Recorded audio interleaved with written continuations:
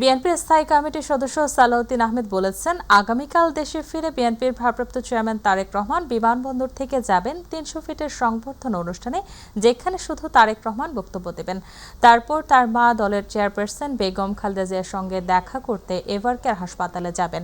তিনি জানান, পরদিন শুক্রবার বাদ জুমা জিয়াউর রহমানের সমাধি উপরে সাভার জাতীয় স্মৃতিসৌধে শ্রদ্ধা জানাবেন তারেক রহমান।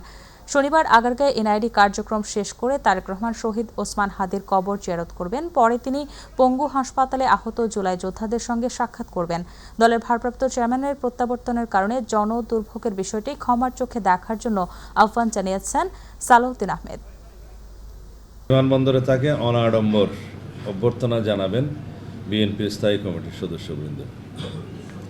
বিমানবন্দর থেকে তিনি চিকিৎসাধীন দেশনেত্রীর শয্যা পাশে অবস্থানের জন্য এভারকেয়ার হাসপাতালে যাবেন ৩৬ জুলাই এক্সপ্রেস ওয়ে, যেটা ৩০০ ফিট বললে সবাই চেনে।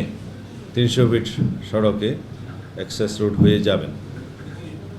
প্রতিমধ্যে তিনি অত্যন্ত সংক্ষিপ্ত অনুষ্ঠানে দেশবাসীর প্রতি ধন্যবাদ ও কৃতজ্ঞতা জ্ঞাপন করবেন এবং মহান আল্লাহর দরবারে শুকরিয়া আদায় করবেন।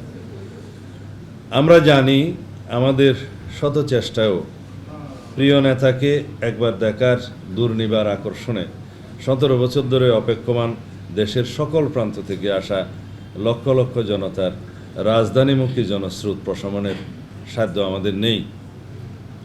আমরা নিশ্চিত, ইনশাআল্লাহ আগামীকাল বাংলাদেশ তার ইতিহাসের বৃহত্তম জনসমাবেশ সাক্ষী হতে চলছে।